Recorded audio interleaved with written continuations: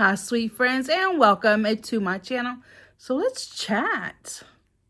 I've just gotten home from church, and I put together some notes. I thought we could just chit-chat, and I'm wearing a new thrifted dress that I'll share with you on my weekly vlog that comes out on Saturday. It's a little Old Navy dress. Picked it up for $2. It's fabulous. Long sleeve. I put on my new bauble bar jewelry that my daughter bought me for Christmas. Little Donald Duck. I have on my Donald Duck little bracelet. Some fun, let me get all my rings situated, Timu jewelry in shades of blue and gold. It's fabulous. Anyway, y'all see all that in my Sunday outfit of the day. Y'all know I love to do that for church.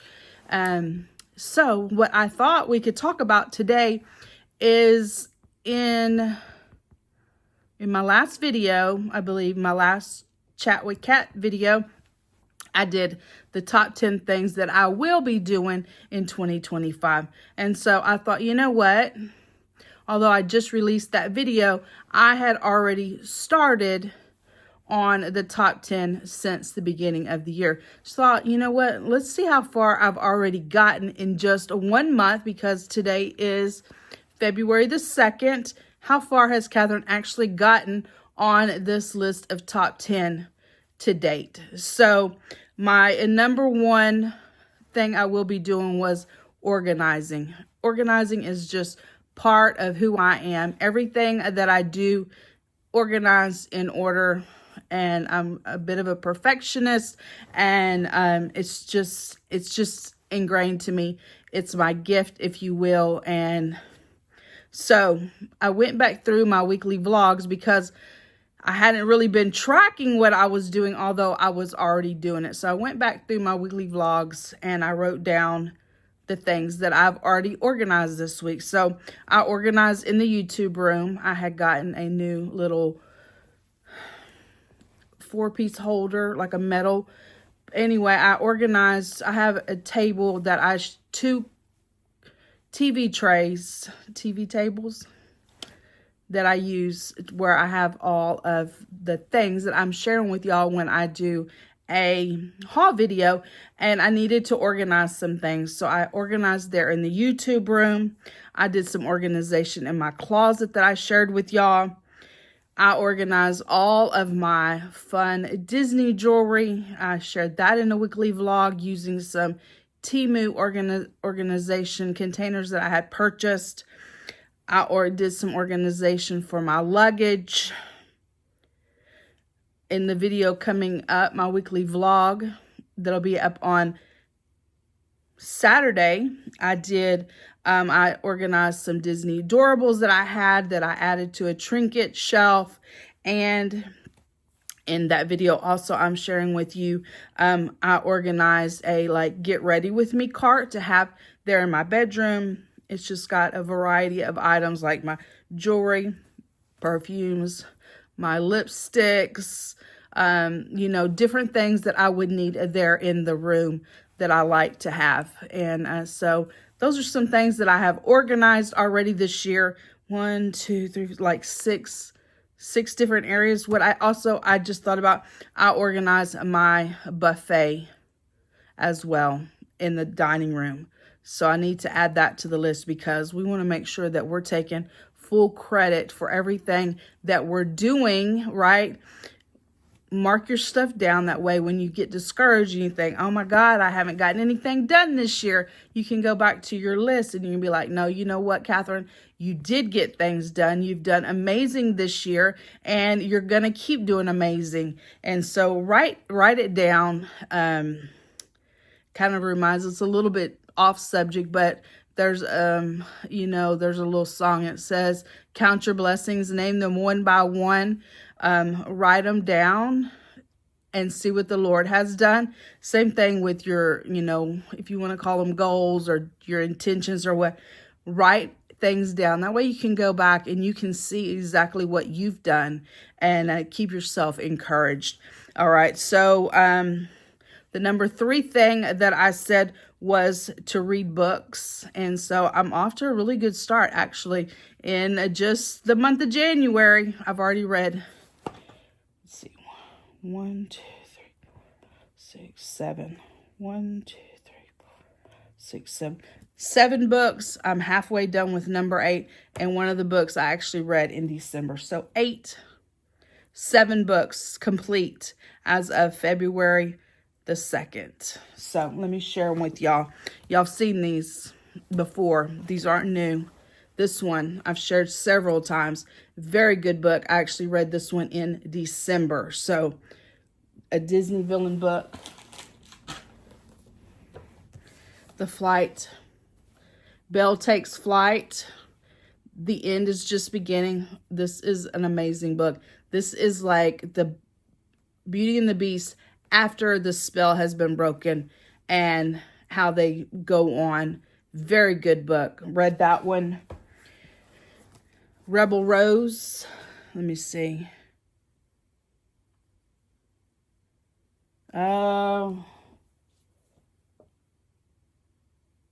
This is an adventure with Belle. This is a little different. This is the one that I was talking about. This is also after the spell is broken, but this is an adventure. Little quick read. Very good book.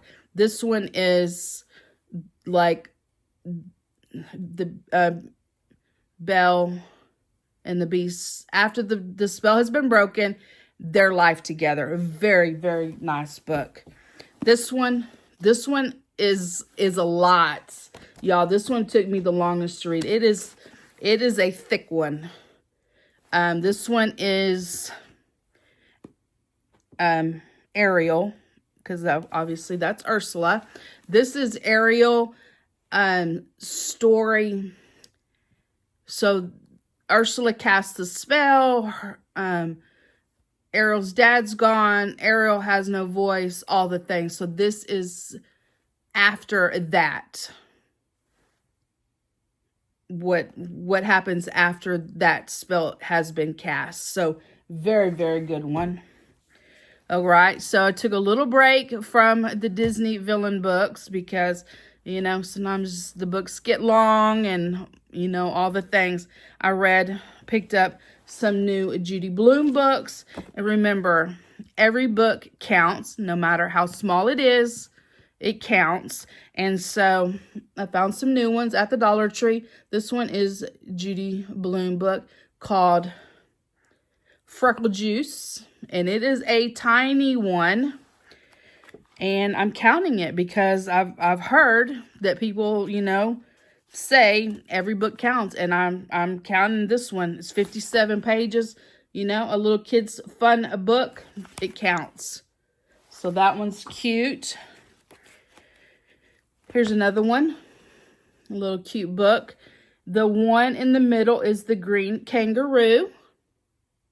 So got that one. And then I got a little thicker one. And this one is called Iggy's House. A little bit thicker. Very good book. These Judy Blume books are nice. I will always say, don't just hand this to your junior reader or your middle schooler. Don't hand them a Judy Blume book and let them go at it. Read it first. Make sure the content is acceptable for their age range and the maturity level, because some of her topics can be a bit much. Now, these two little books, these are more kid-friendly books. The Judy Blume books actually have, let's see. There's different levels of Judy Blume books, so be mindful of that. Let's see.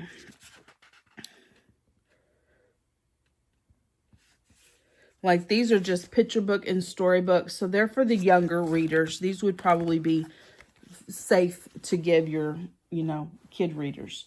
This one, Iggy's House, has got some dealing with prejudiced topics, and so just be mindful. Just be mindful. All right. Now, this is a good one. This one is the last book that I read in total. I have another book, but I haven't finished it yet.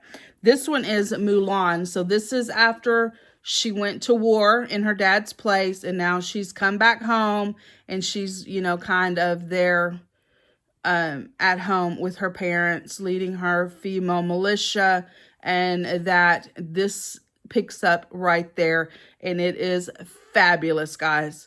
I actually went ahead and rewatched the Mulan movie because I hadn't seen it in years to catch up, and read this one. Very nice. Very, very good book. Love that. And then the last book that I'm working on right now, in fact, before church this morning, I did read a chapter, and it is this Winnie the Pooh book. I have 2 of them. I didn't bring the other one over here with me. I think, let's see, does it show the books? There's 4 of them in this series. This one I haven't been just really engaged in because, honestly, it's a bit much to read because we're dealing with animals that basically don't have a brain, and the writing is a little like the writer didn't have a brain, because it's about the character, the animals, right? So it's a little hard to read. It's a hard, you know, it's not like a engaging story where you're like tied into the next chapter, because each chapter is like a new little story. And I've read to chapter 7, in which Kanga and Baby Roo come to the forest, and Piglet has a bath. So these are cute just because, of course, Winnie the Pooh is precious, but it's just a little bit harder to read, and it's harder to stay engaged. So I'm on chapter 7. So those are good. I've enjoyed reading all those books. I do want to go online and find me a reader, like a reading journal, to keep track of the books, where you like write the title and you write about what you've read. That would be really fun. I just haven't done that yet. All right, so that was my number 3 on my 10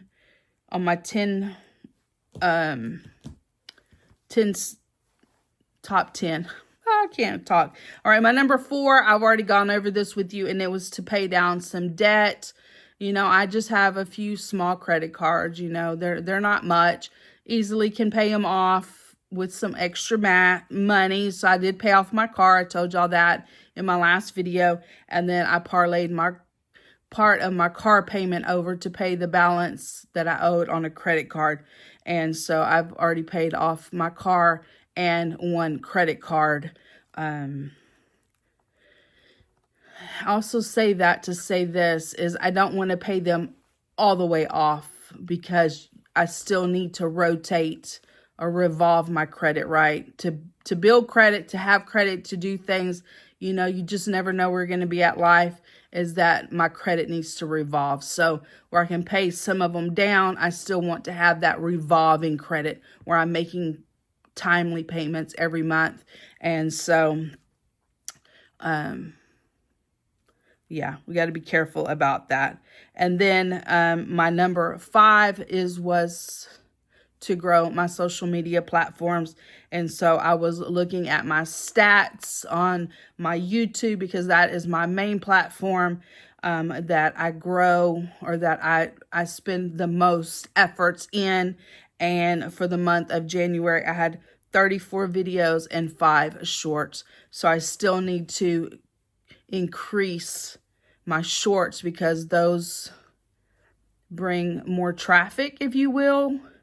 But 34 videos in 1 month is awesome. Is it sustainable? No, because I don't want to keep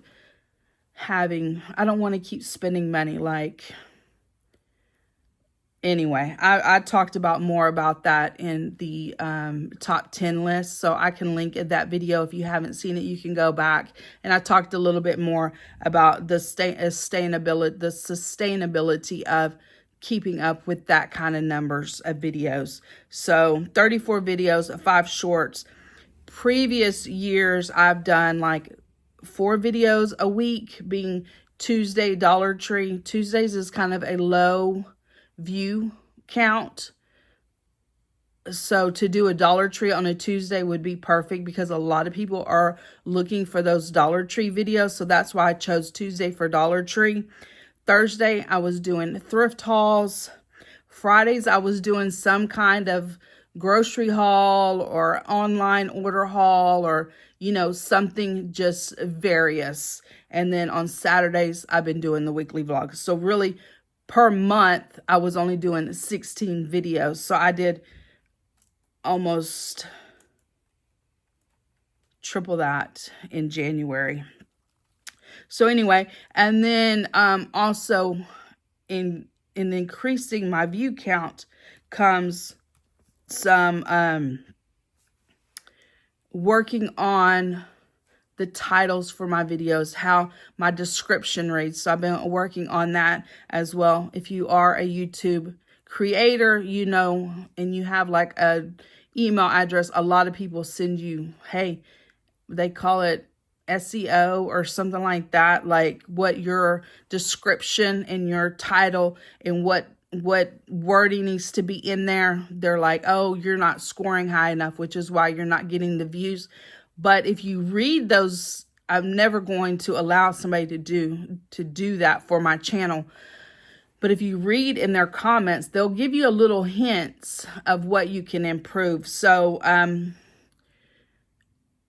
I've been working on those. In fact, I got an email from some person. I don't, you know, obviously I don't know these people, but it's like, oh, you're doing better, but you could still do a little bit, you know, if you did.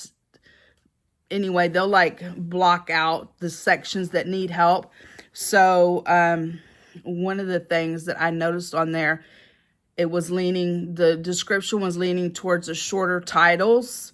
So I want to work on a little better title for my videos. Also, it said that I was sharing my videos to Facebook, and I haven't looked into that. Although what I think that would be is that I do share my videos on Facebook, so I may not do that anymore. Because if they're clicking on the video if they're watching it for Facebook, I don't know that I get like the views per se, unless they're logged in. I'm gonna have to look into that. And then I wasn't adding hashtags in my description. And so I have been working on that. So a few little tweaks in that area, you know, according to them, makes a big difference. So that is also part of my number 5, growing my YouTube channel. So that is what I had that I wanted to share with you, you know, just in 1 month, how much change you can make if you set your mind to it. If you set your intentions, your goals. I don't really call them goals. At work, I have to have goals, but in my daily life, I do not have to have goals. I can be a little more lax about accomplishing them, and I really just kind of prefer to call them intentions. Like, I intend to read more books. I intend to pay down some debt. I intend to grow my social media. I intend to organize around the house. I intend to do those. But if I can't do those or I can't get to them, then I don't have to feel bad because I'm not necessarily calling them a goal. Just, hey, these are the things I want to work on. So that is it. I hope you enjoyed this video.